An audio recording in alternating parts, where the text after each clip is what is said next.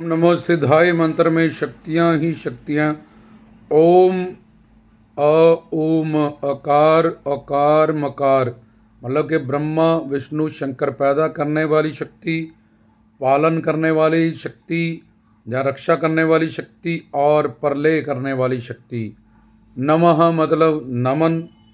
सिद्धाय जो बाबा बालकनाथ जी के रूप में सिद्ध पुरुष, जिनके पास अनिमा गरिमा लगीमा महिमा प्राप्त प्राक्रम्य ईशित्व विशित्व 10 सात्विक 8 निर्गुणा 5 दिव्य 10 8 18 5 23 रिद्ध सिद्ध और 9 निध नाम का श्रवण स्मरण कीर्तन पाद सेवन वंदन अर्चन दास साख्य आत्मनिवेदन, ये नौदा भक्ति और अष्टांग योग की यम नियम आसन प्राणायाम प्रत्याहार धारणा ध्यान समाधि। तो ये बाबा जी के पास ओम मतलब उनके शिव की ज्योत है। शिव के निर्गुण निराकार निर्विशेष रूप में बाबा जी पूरे सृष्टि के पालक हैं और पालनहार हैं, तभी उनको पाली भी कहा जाता है। सृष्टि को प्रकट करने वाले हैं, रक्षा करने वाले हैं और सृष्टि का प्रलय करने वाले हैं। और सगुण साकार रूप में वो बाबा बालकनाथ शिव शंकर के आंशिक अवतार, उस अवतार में जितनी शक्ति चाहिए थी अवतार लीला के अनुसार, वैसे वैसे कौतक कृष्ण चमत्कार और वैसी वैसी लीलाएं हमें नाम गुण रूप लीला धाम का कीर्तन करने के लिए उन्होंने बख्शी।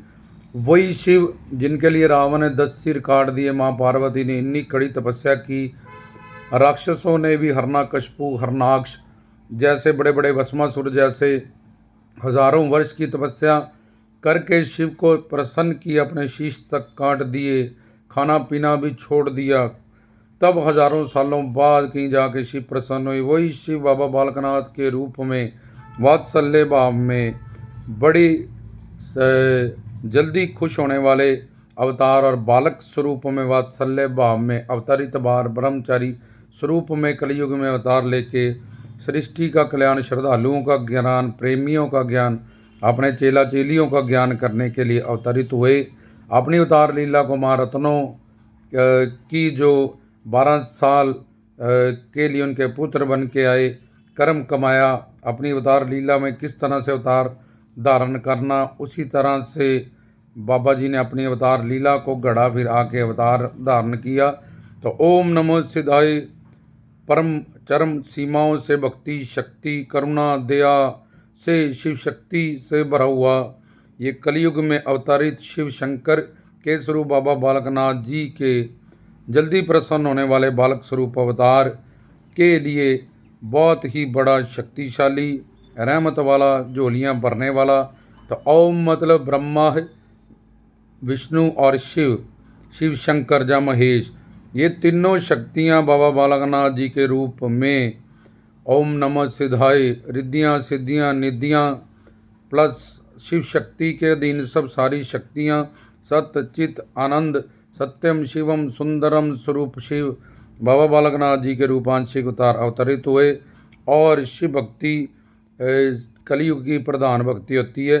तो ओम नमः सिद्धाय एक ऐसा शक्तिशाली मंत्र है, पर इसके साथ पूर्ण गुरु चाहिए, सिद्ध गुरु चाहिए जो हमें शिक्षा दीक्षा प्रदान करे।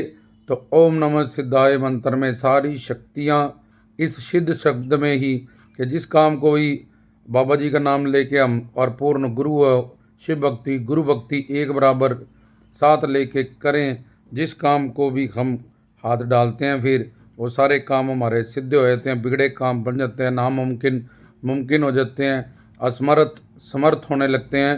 तो ओम नमः सिद्धाय ब्रह्मा विष्णु शंकर जी की सब शक्तियाँ अवतरित बाबा बालकनाथ जी के रूप में, सिद्ध पुरुष के रूप में, जिन्होंने कलयुग में कलयुग के अवतारी सब अवतारों की शक्तियाँ लेके 64 की 64 कला सर्व कला संपूर्ण होके बाबा बालकनाथ के रूप अवतार लिया, जो जगत के पालनहार निर्गुण निराकार शिव है, सबके कर्मों को नोट करने वाले हैं और उसकी अच्छे और बुरे कर्मों का फल देने वाले हैं, कर्मों को फल में परिवर्तन करने वाले शिव जो सबसे बड़े हैं, मंगलकारी हैं, मंगलकारी भी सबसे बड़े, करुणाकारी भी सबसे कारी, शुभ शिव के 3 मतलब होते हैं, मंगलकारी, कल्याणकारी और शुभ।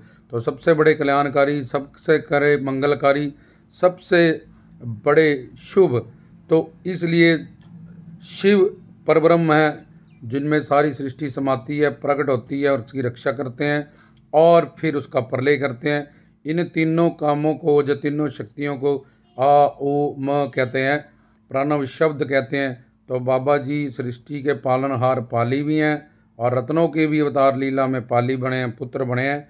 तो ओम नमः सिद्धाय मंत्र में सारी शक्तियाँ, सारे अवतारों की शक्तियाँ समाई हुई है और कलयुग के अवतार हैं, जो गुरु से शिक्षा दीक्षा प्राप्त करके और गुरु पूर्ण श्रोत्रिय ब्रह्मनिष्ठ तत्वदर्शी, ये 3 गुण होने जरूरी हैं, तब उस गुरु को पूर्ण माना जाता है। और उसमें 3 गुण, 4 दोष, 5 क्लेश ये ना हो, तब उसको पूर्ण गुरु। और इसके लिए श्लोक है ये, गुरुर ब्रह्मा गुरुर विष्णु, जहाँ ध्यान मूलम, गुरु मूर्तियों पूजा मूलम, गुरु पदम, जहाँ फिर जितने भी गुरु के श्लोक हैं वो सारे पूर्ण गुरु के लिए हैं।